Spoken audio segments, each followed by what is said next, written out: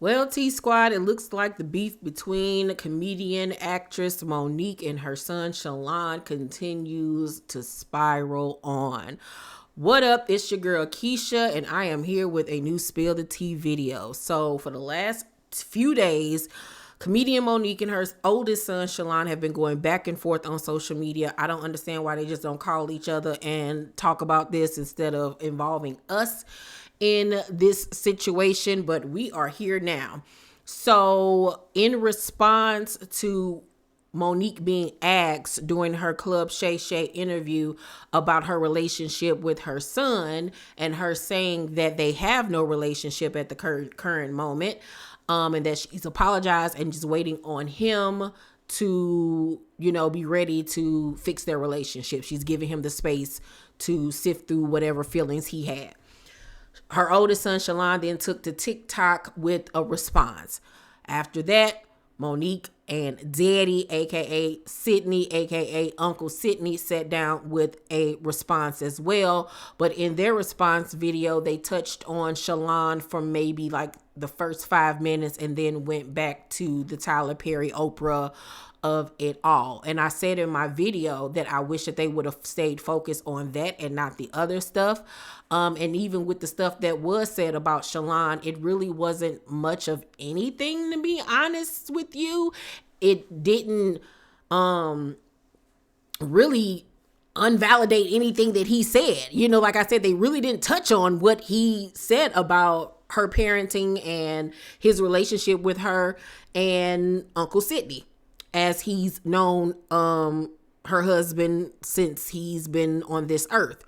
Well, after that, Monique then posted on her Instagram several screenshots of text messages between her and Shalon a few years ago, back in like 2021 or something like that, where showing that she does reach out to him, or she had been reaching out to him, and that he reached out to her, and they were going back and forth, and either sometimes she didn't answer or he didn't answer, and it was, I'm gonna call you back and stuff like that. And then there were texts where she's congratulating him and all of these different things. But everybody was saying, you went too far in those, with showing us those text messages, because one of them, I think might have dealt with mental health issues or something to that effect. Don't quote me, but I just felt like it was unnecessary, and we shouldn't have been privy to that, those conversations between a mother and son. I felt like that was going too far. Now, before I believe those text messages were revealed on Monique's Instagram page, Shalon then came back with another response to his mother and Sidney's response video. And baby, Shalon had a lot to say, and he was standing on business and made a lot of sense with the things that he was saying, unfortunately. Let's take a look. I find it unique that my video was in response to my mother and not her husband, but yet he still had the most to say, which isn't uncommon. I also found it unfortunate that my mother does not seem to speak on her own. The only two worlds that I know where daddy is used is for children speaking with their fathers and women acknowledging their pimps. Her husband starts off by literally doing the very thing that I said that they would do, which honestly kind of made me feel as though their response was ironic because they validate my original video. Either A, she has some newfound moment of clarity, or B, she retreats back to daddy. In her retreat back to him, though, he does not acknowledge what I did say, but instead begins to create a new narrative of things that I did not say, which negates the effects of a response video. The two of you essentially created a new video rather than actually respond to what was actually said. You also brought up my father. My father, though, is not doing interviews talking about me. Quick regards to the three sons comment under the context in which your husband was speaking. By your rationale, Ma, he should have easily had no problem saying 4 sons, especially since you say he knew me before I knew me. The two of you can sometimes come off as seekers of weak levels of empathy from others, while at the same time sidestepping any accountability that one may need to take. To attempt to address what I said to another man while also trying to make your wife victim number one has nothing to do with you. My father did not need you to speak for him.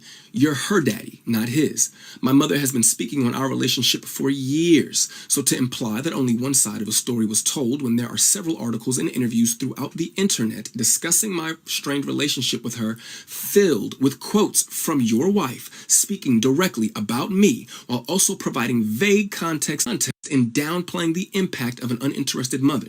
I am 33 years old and have had ample opportunity to go to the media and tell some BS story for a BS amount of money, but instead I am on TikTok expressing my feelings for free.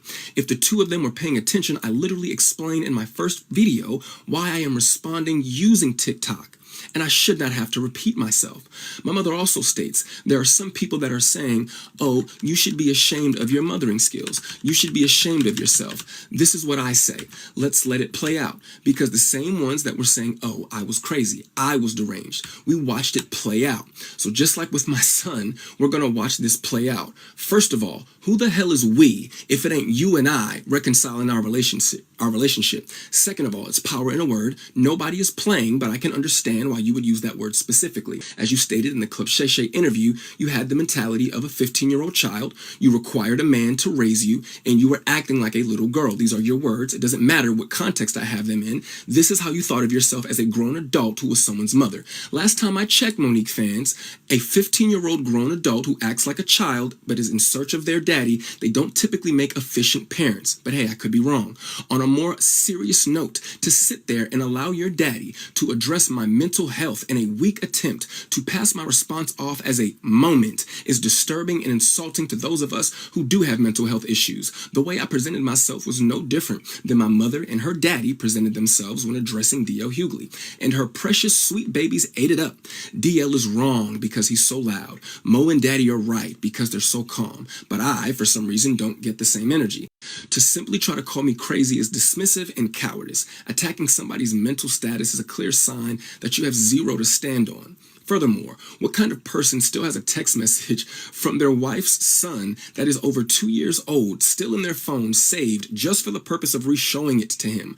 What I specifically remember about that message is that at the end of it, you said something along the lines of, if you don't respond, I understand. I could care less about what your message was about, but for you to say in the message, if you don't respond, I understand, why was it then that when you and I did speak, after that message was sent, the first question out of your mouth is, hey man, how come you didn't respond to my text message? I found that to be very unique, but I did not need an explanation on how to speak to women or how to listen to women. That was not what that situation was about. My mother showed me how conceited she is in that situation that you were referring to.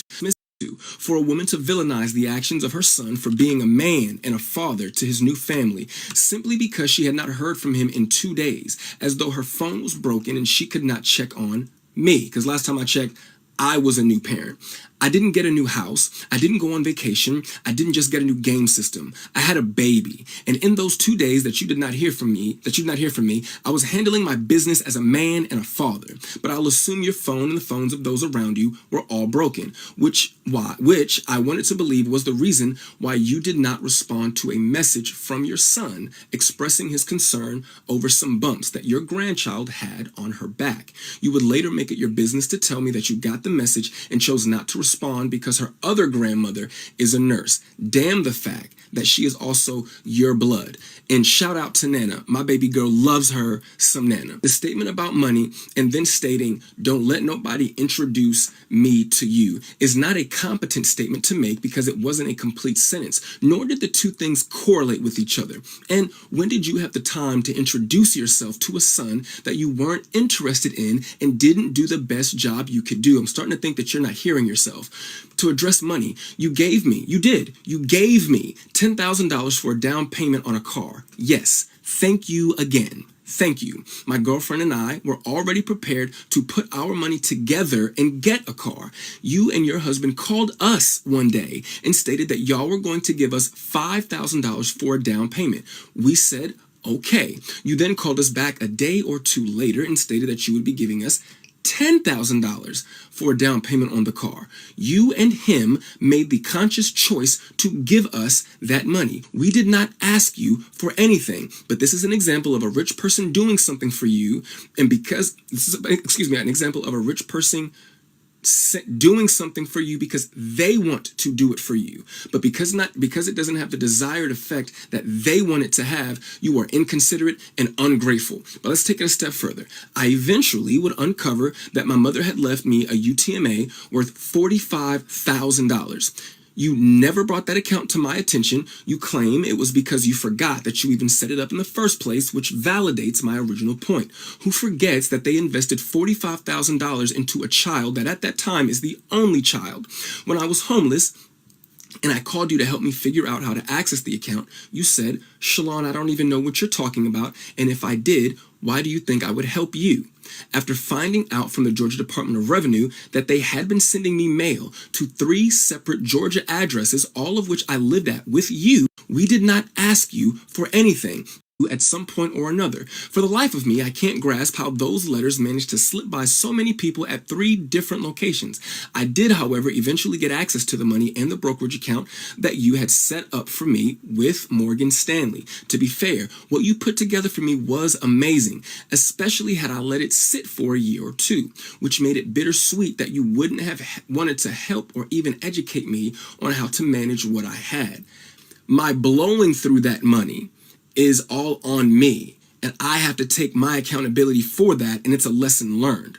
Sidney stated that the last time that him and I spoke, I wanted to call him Dad. The actual truth is that I wanted to call him Pop. Calling you Uncle Sidney, but my mother calls you Daddy, and the boys call you Daddy. It was getting a little awkward. And yes, for a very short time, I did feel that way about you, but the more things change, the more they stay the same.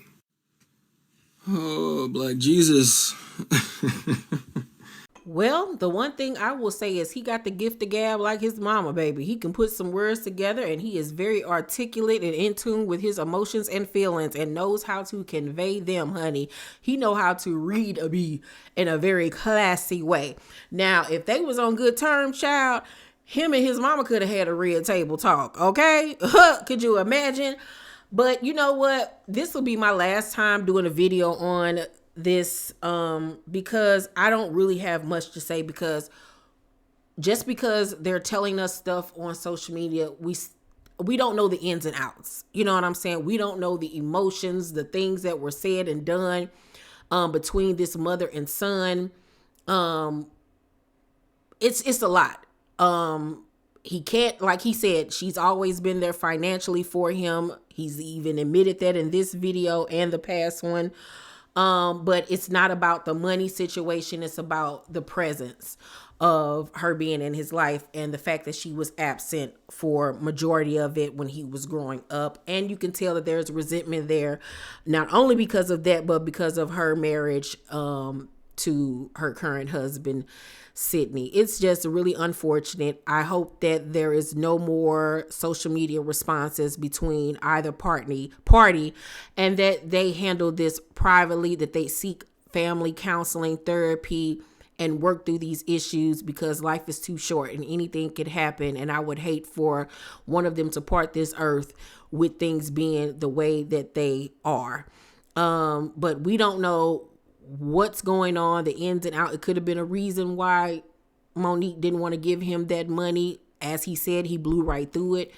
He said that he was homeless. We don't know if he's ever had substance abuse problems or anything. Like, we don't know. I'm not saying that he does or putting that on him, but we just never know the ins and outs. But it seems to me like he's done wrong and his mother has done wrong, and that there's a lot of hurt and anger and sadness and disappointment on both ends. So this will be my last time talking about this, because that's them people business, and it's a lot of ins and outs, obviously, when it comes to this topic. But I think moving forward, Sidney needs to step back and let her and her son handle this situation, and then they can go to handling his situation with the son and their situation together as a couple with the son, because it's a lot of moving parts and layers to this situation.